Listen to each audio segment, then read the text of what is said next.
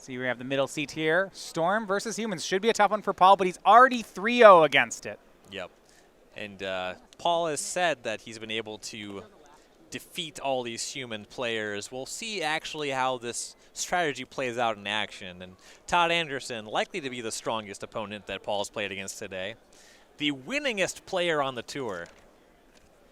Haven't seen much from Todd lately, but tons of open top 8s and trophies. An invitational winner.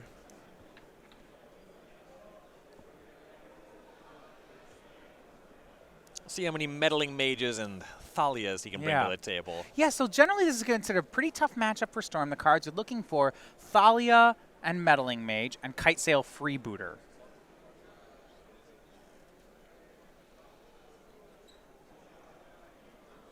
In all his excitement, looks like Paul Muller make that Julian John throwing cards on the floor, so the judge is going to pick those up. We'll go over to the modern matchup. Starting off here. Todd was on the play. Just a Seacrum Coast to start. Not the fastest. Got to figure he knows what he's playing against. It's not the fast land. It's fast, but not the fastest land. The fastest land is Gemstone Caverns. Right. It's less fast when you're on the play, though. Kitesail Freebooter from Todd. It's one of those 3-2 drops that matters here. Let's take a look at Paul's hand. Laying it out here, we have 7 spells. So we have 2 Opt, 2 Rituals, Manamorph there, Manamorphos and Pyretic, a Baral, a Noxious Survival, and looks like Remand. That card is very bad in this matchup. Yes. Now, Todd actually doesn't have Cavern of Souls in play yet, so it does something. Yep. It always at least draws a card. Yeah, I guess if Bros only have Barals in play. No, the card's really bad. Yeah, Remand not so hot. And Paul really needs to use these ops to find a land. Yeah, he doesn't have the second land.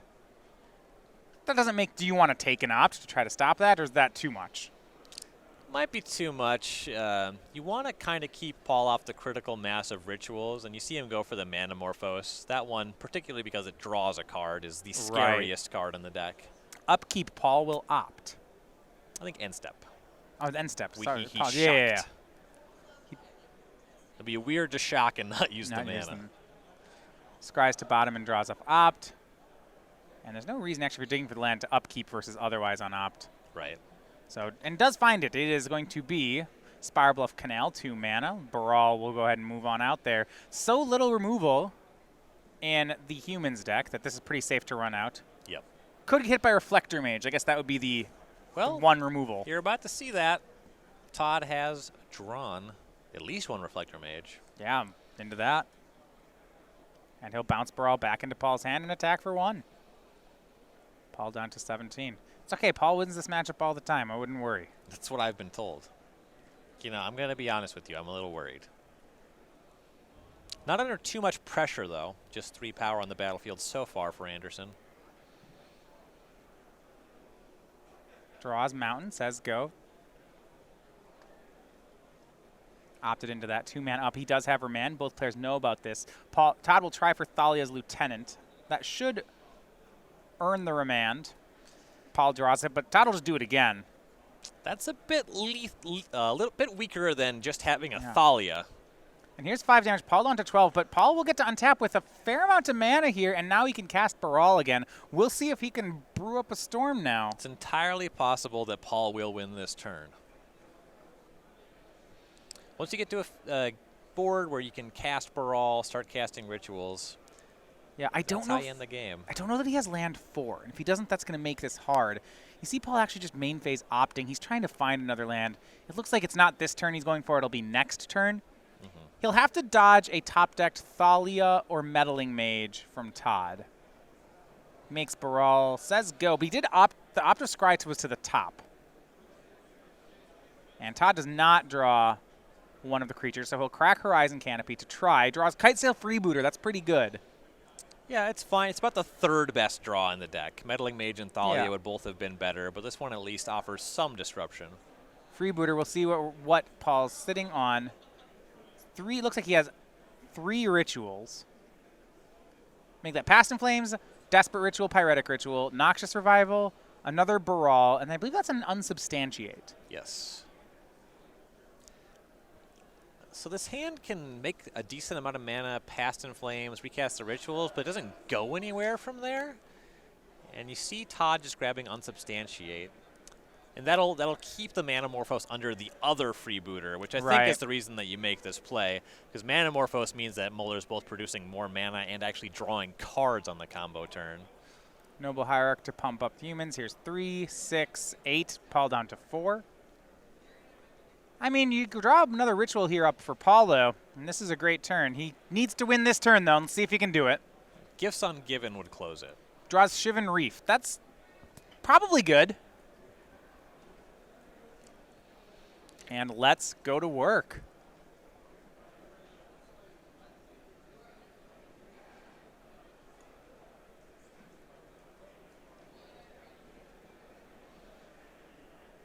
And here is Caleb Scherer, the Storm counter. Caleb, the legacy seed on Paul's team.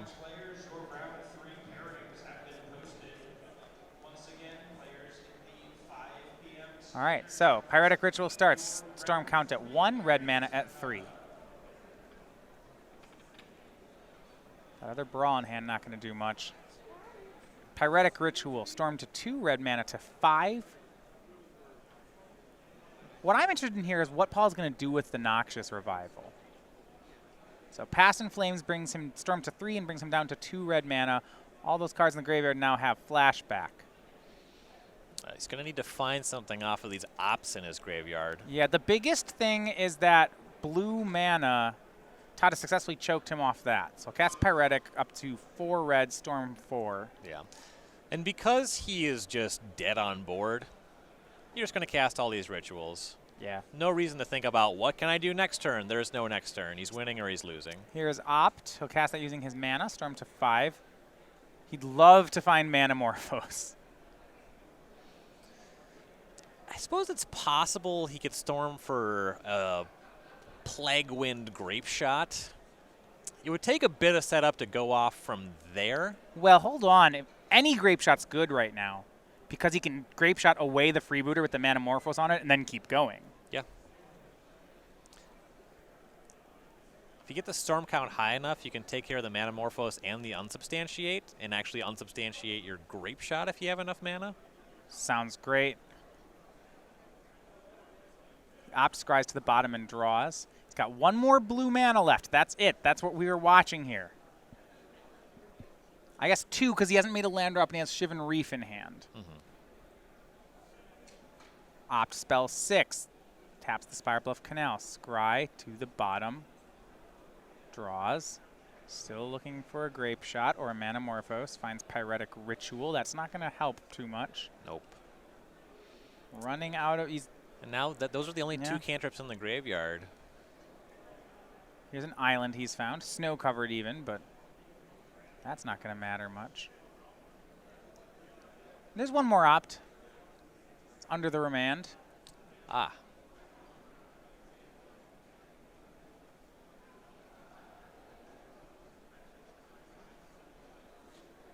Not easy, though.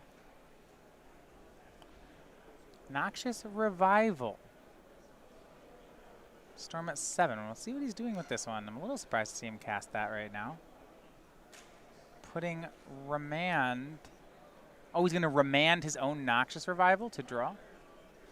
Because then he gets to loot off Baral because he successfully countered something. Okay. Draws and then loots. Draw and discard. But I don't think he found anything he can cast. All right, he found a Gifts, but he's out of blue mana now. Yeah, the choke was blue mana, so he's looking for Grape Shot or Manamorphose. He did not find either, and Todd gets the first game. And this is not even one of the best draws for humans against Storm. No, actually, Paul had a really good chance to win this game. Yeah. And that's not always going to be true. Yeah, you don't feel good giving that game up, but the double freebooter was enough to do it against that draw. All right, so first result of our Table 1 match goes toward Todd Anderson and humans. We'll be back with more Magic in just a minute.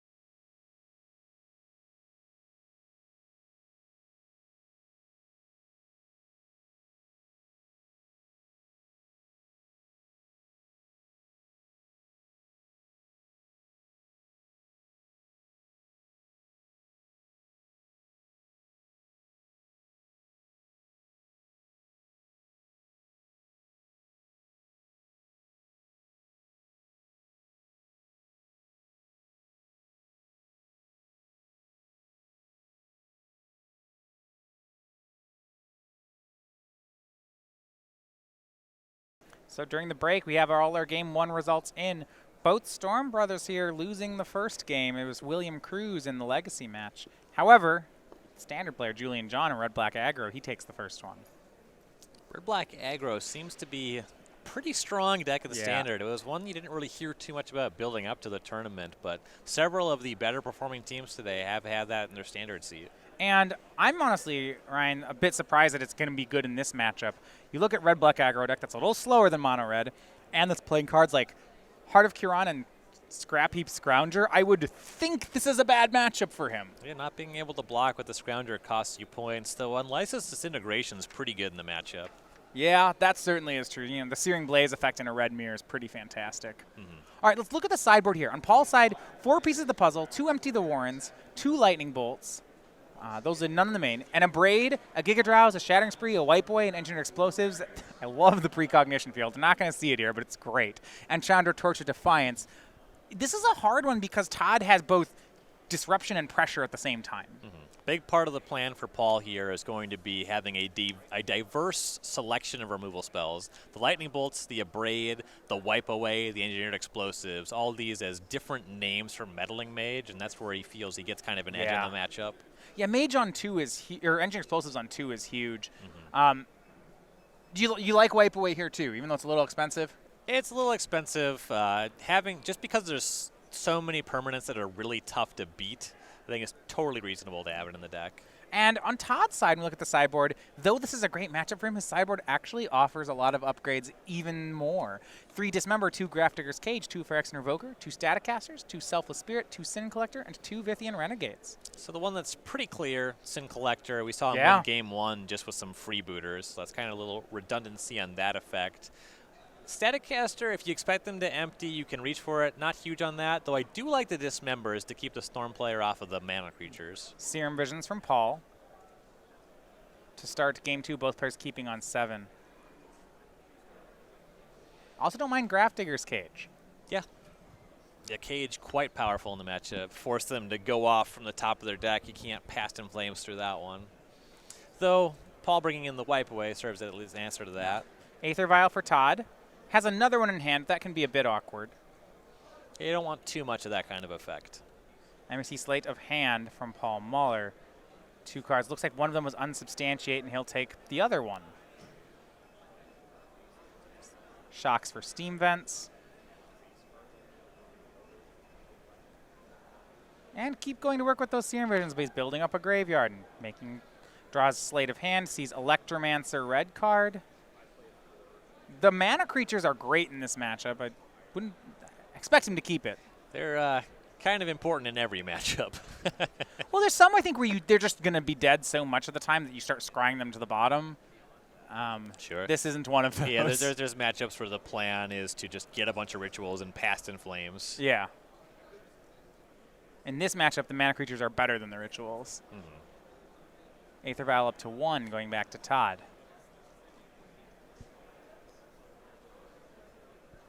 He's got Meddling Mage in hand. Meddling Mage, Mantis Rider, Noble Hierarch. Aether Vial, land, and one other in the middle there. Puts a lot of pressure on him to name correctly with this Meddling Mage. I think that the middle card might be Sin Collector, and the dilemma is you want it puts you a little bit off balance on your sequencing, but you'd like to play that before the Meddling Mage. And he could have waited until next turn to do that, but he does not. He'll just run out Meddling Mage. Frequently, you'll see them just named Grape Shot, and the alternatives kind of to go for removal spells, but the cast is so diverse there, it doesn't make a lot of sense. Theoretically, you could name Baral. But then he's going to play Electromancer, and then you'll feel silly. You'll feel silly with that. You'll also feel silly if they just Grape Shot you. Well, there's a name on it. We'll confirm what that one is. It doesn't matter. Got hit by Lightning Bolt. It was not Lightning Bolt. It was Baral, actually, named Ryan, and now Paul bolts it and casts Baral, so there you go. End step Noble Hierarch from Todd. Aether Vial ticks up to 2.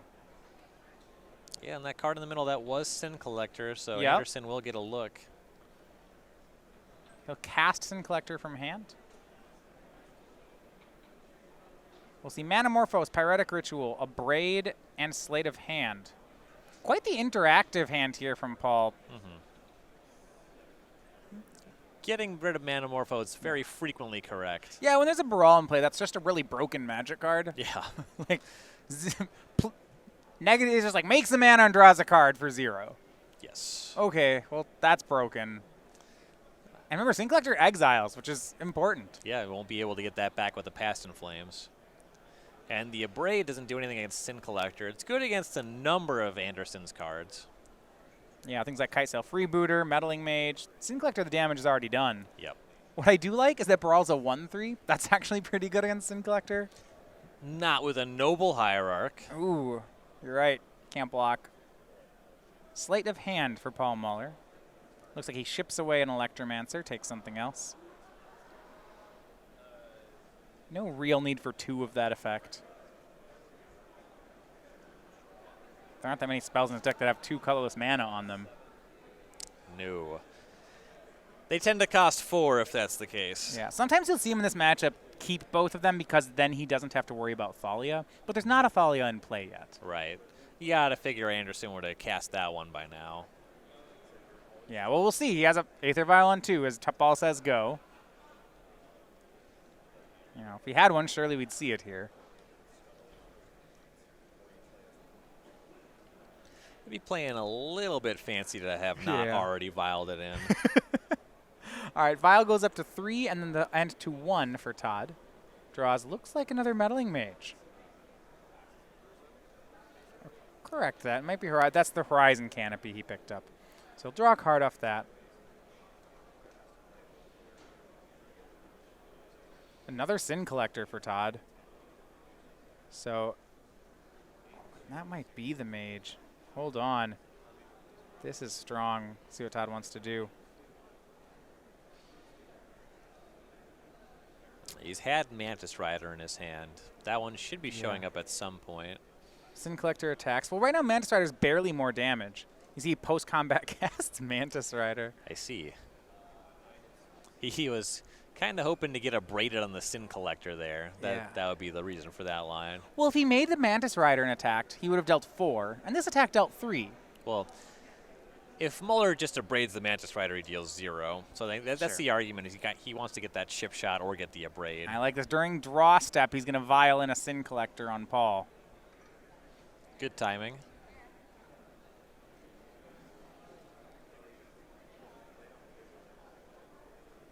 See if he was to... If this is the combo turn for Muller. If it is, he'll start casting rituals here. I'd be surprised, but...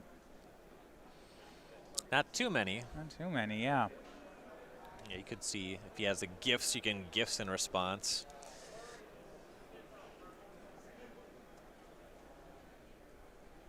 Strange to get... Yeah, I guess you can. You can gifts in response to a Sin Collector. What a mind game that turns into. Which of these do I keep? What do you think? Then you get to make me discard 1. Or exile 1 even.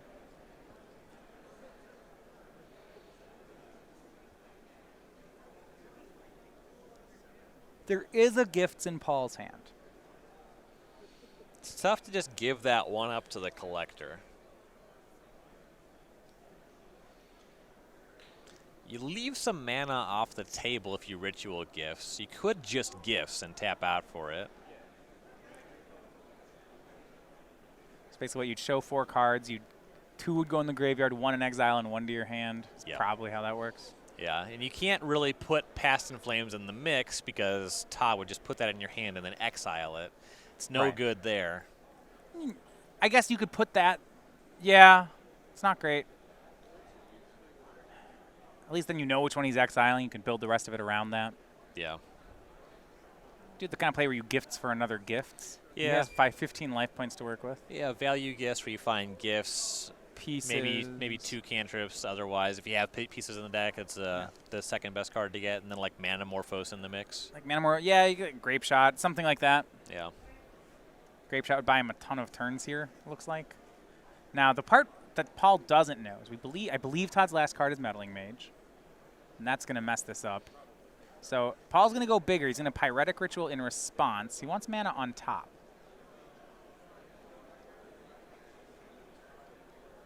Over on Standard, Mono Red Aggro, Phil Smith takes a game. He ties Julian John at 1.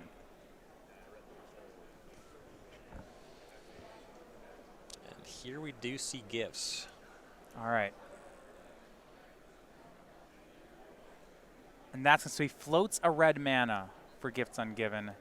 And he's just casting it for 2, Manamorphose and Past in Flames, which Gifts Ungiven has the other mode where if you passed it with just 2 targets, I pick up to 4 cards with different names, and then your opponent picks 2 to go to the graveyard. So if you only pick 2 cards, then they pick 2 to go to the graveyard. This is no... This is not a line that was on my radar for what it's worth. This is no Elish Norn on burial rights. But, I had not considered that he would make this play. This is nice. I'm into it.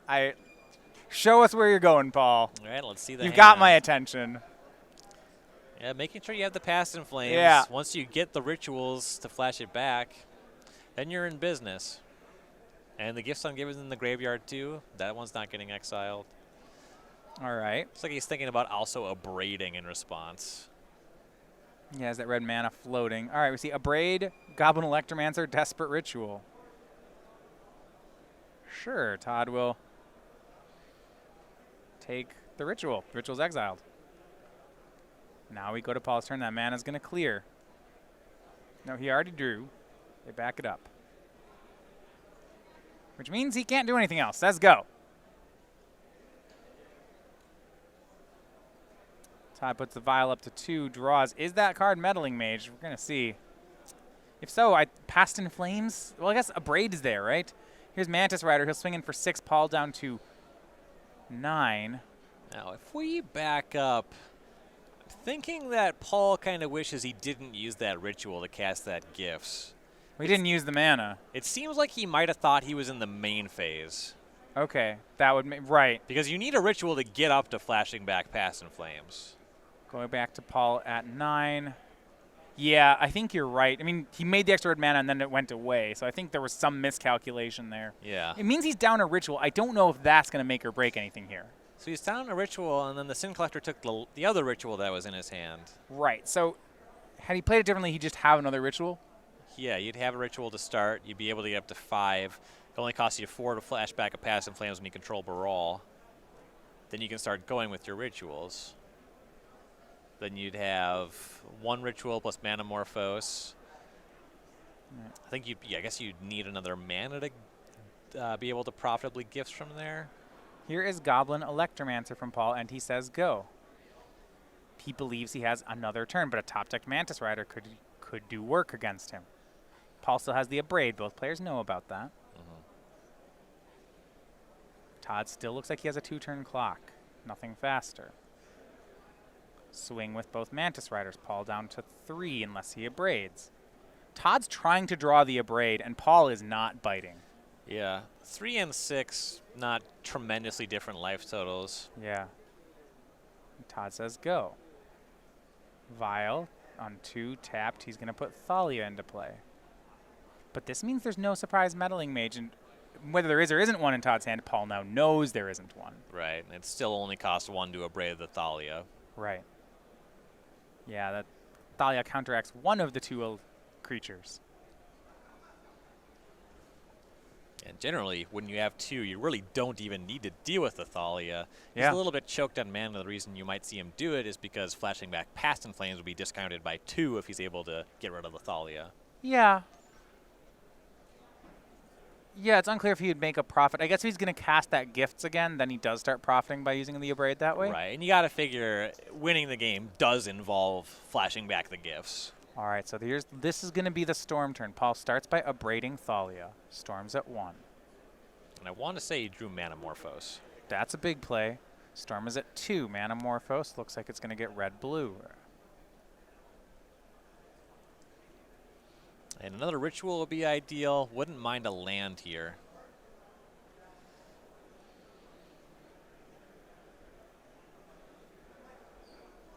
From here, he has 3 mana. That's only exactly enough to flash back Past in Flames, not enough to convert. You have to use all your mana for that. And it looks like he has a Grape Shot blue card, which is not a good mix here.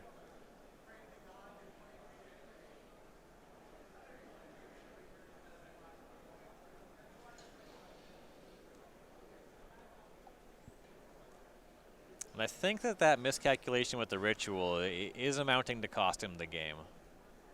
It could. Yeah. Yeah, Grape Shot White Boy's not going to do it. So Todd Anderson, 2-0, is going to be your winner.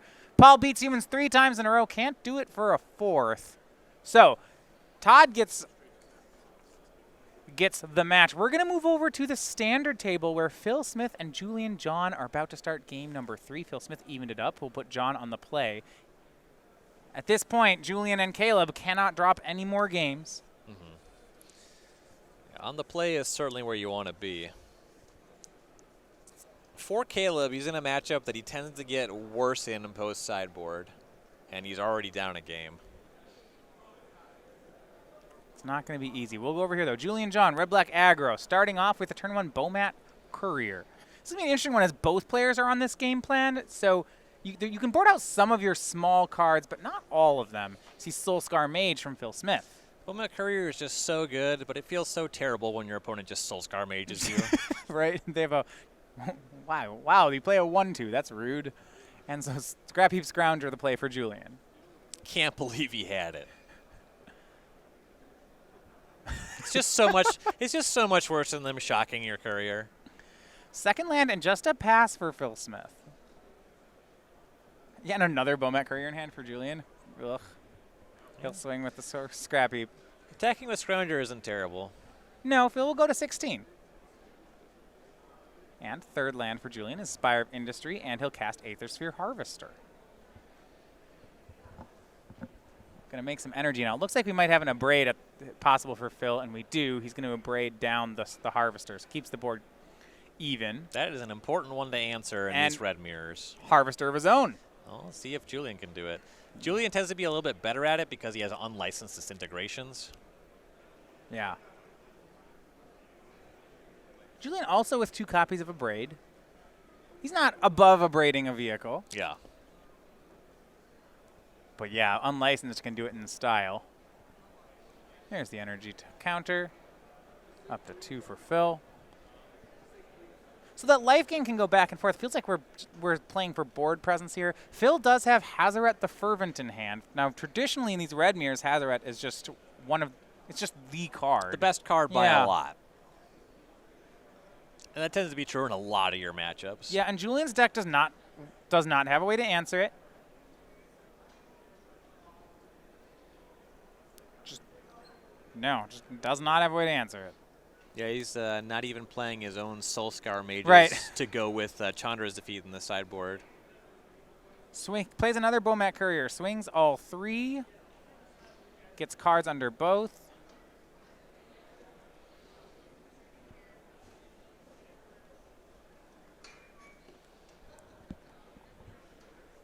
There's a danger. Phil Cruse tries to crew the Harvester, and Abrade would really hit him hard.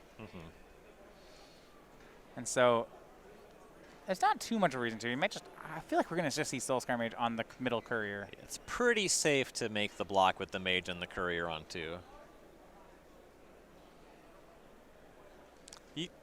It's really not worth calling this bluff, even if it is a bluff. This block is just good. You take some damage for it, but if your Harvester is not living, you're not gaining life anyway. 4 more damage sends Phil down to 12. No tricks on Julian's side, just bins that Courier. And then we see Julian did have the Abrade. He Abrades away the Harvester anyway. Yep, I like the that block by Smith there. That turned out pretty well for him. I like him, Julian. He opened a window for Phil to make a misplay. Phil did not. But if he had, that would have been a game-changing play. Yeah, no, Julian's play was also excellent. But things just played out where the quality of Smith's play mattered more. Yep. Didn't get to. It wasn't a coincidence that their team got to 8-0.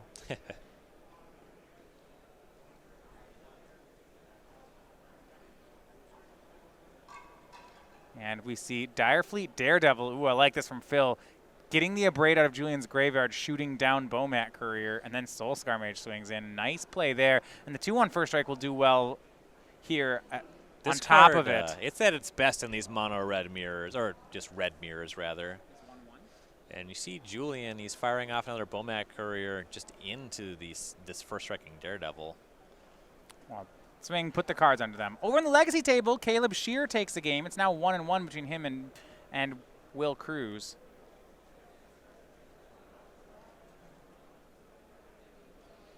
I think it was a judge call here. John resolved the Bomat Courier trigger and then tried to turn his Scrounger sideways. You see some bickering about that. Yeah, they're deciding whether or not the... Yeah, and the judge is going to rule this one. He's going to have to talk with both players as to what the progression was. Yeah, we'll find out. If it's in one motion and it was clear that he was trying to do it, the judge can give him both attackers by out-of-order sequencing. If it looks like that was not the call made, looks like he said because he put the card under, does not believe that that was clear, so he's going to hold him to just the attack from Bomat Courier. Yeah. Once you resolve that attacking creature, if you haven't turned the other one sideways yet, Anyway. Still deliberating. We'll find out exactly.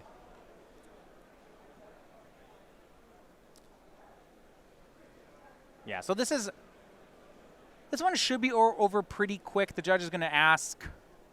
Yeah, like I said, depending on where the players are. Depending on where the players are, the judge could rule this one either way. Yeah. But we will await an official ruling here between the two. All right. Yeah, so looks like Bomat Courier has been sacrificed, and Julian John drew another Aethersphere Harvester and has committed that to the battlefield. And that is ready to be crewed by the Scrap Heap Scrounger.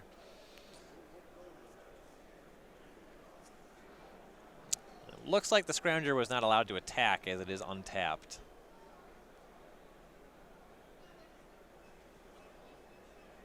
We'll go back over to Phil Smith.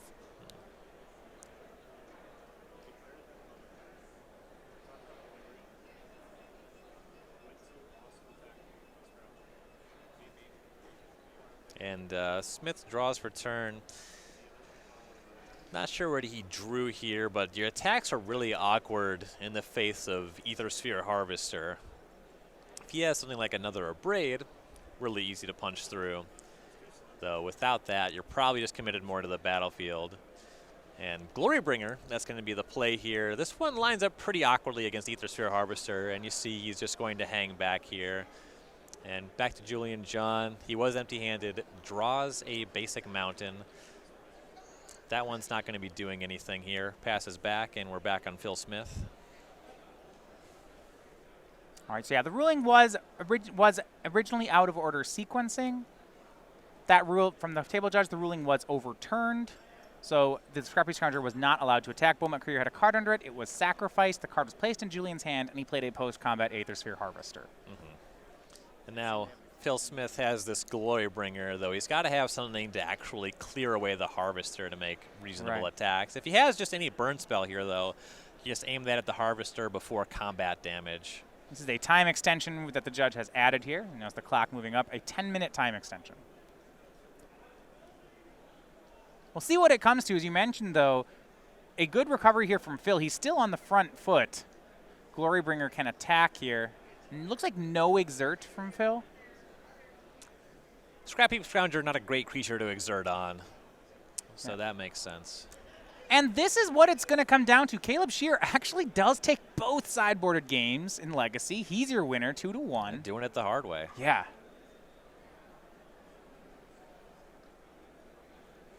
They can get a winner. All three of these matchups are tough for the Storm team.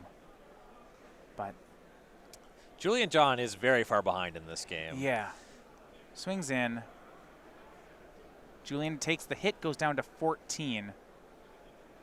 Right, he only has one card in hand. It's a land. It looks like Phil's hand has more threats, and we're going to see some of them. Here's Hazoret the Fervent. Still 2 cards in his hand, so Hazoret's not online yet, but just a ton of mid-range threats. And Julian just drawing. His top card's a mountain. His hand card has a mountain, and the next card he drew is another mountain. 2 mountains is not going to do it. He can crew up the Harvester and attack and gain 3 life, but 17 facing an attack of at least 12. Hazoret can activate. That makes it 14. If he casts a spell, Soulscar Mage is going to be 15. If it's a burn spell upstairs, it's just lethal. Aethersphere Harvester's crewed and will attack.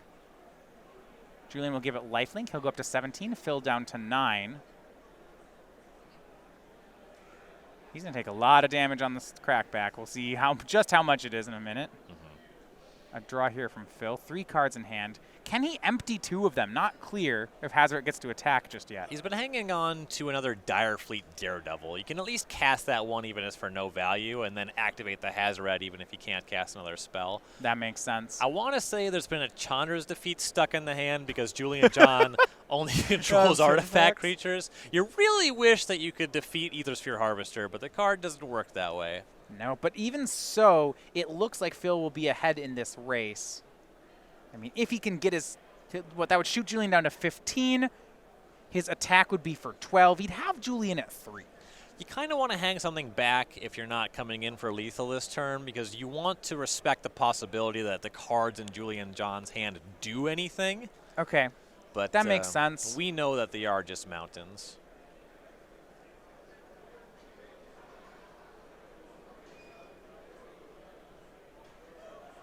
And Magma Spray is actually the card. He'll take care of Scrap Heap Scrounger. That's a good one. 3 mana, discards. No, plays Goblin Chain Whirler. Okay, this is even better. Julian down to 16. This frees him up to swing everything. It's not lethal. It's only 12. And he'll go ahead and swing for 12. Julian down to 4. I think 13 with prowess, right? Ooh, you are right. He's got to say 13, though. That's true. You can't just run the 12. Now he did it. Julian's down to 3. Julian draws, and there lands, extends the hand. So Will Cruse, Todd Anderson, and Phil Smith win the match on the back of Modern and Standard, and they now